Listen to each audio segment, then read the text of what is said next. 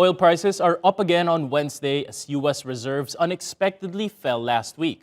It shows that consumers and businesses in the world's largest economy are using more oil than companies are able to buy. Data from the American Petroleum Institute showed crude stocks declined by more than 4 million barrels in the week ending March the 18th. That follows a ban on Russian crude shipments imposed by Washington earlier this month over its attack on Ukraine. Global supplies are also under threat following a storm in the Caspian Sea that damaged a Russian pipeline from Kazakhstan. Meanwhile, the White House is seeking to further increase financial pressure on the Kremlin. U.S. President Joe Biden is expected to announce more sanctions on Moscow, targeting hundreds of Russian lawmakers allied with Vladimir Putin. He will have the opportunity to coordinate on the next phase of military assistance to Ukraine. He will join our partners in imposing further sanctions on Russia and tightening the existing sanctions to crack down on evasion and to ensure robust enforcement.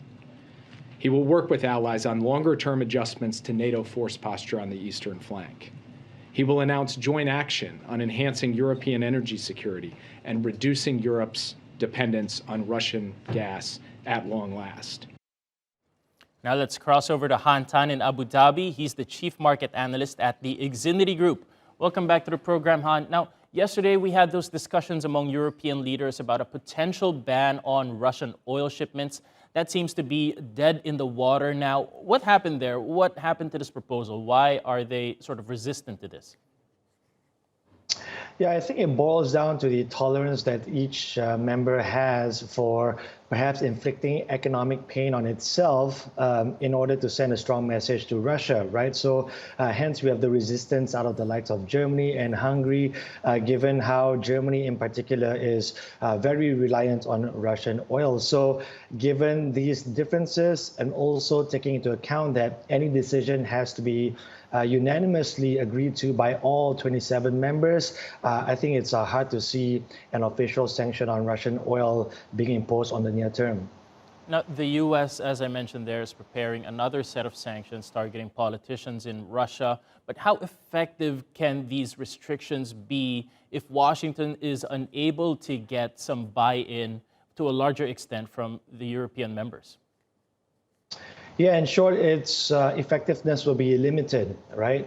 Keep in mind that the EU remains the biggest single customer for Russian oil. So as long as Russia knows that it has a buyer who can't afford to do without its oil, knowing that at least a third of its oil has a willing buyer, then its activities on the military front can continue being financed, right?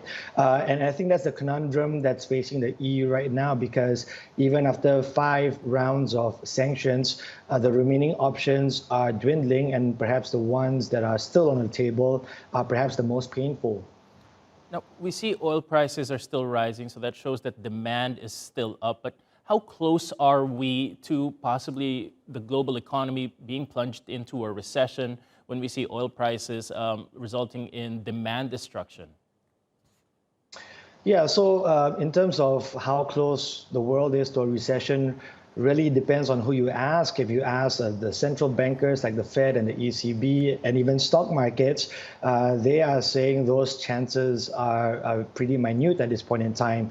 But if you look at the bond markets, they are already sounding the alarm on a possible recession by next year. So as you rightly pointed out, I think a lot of it demands on the demand side. So if consumers around the world still show that ability and willingness to keep spending and keep propping up economic growth, then that keeps the recession at bay. But personally, I think we should brace for at least a stagflation later on this year, if not next year.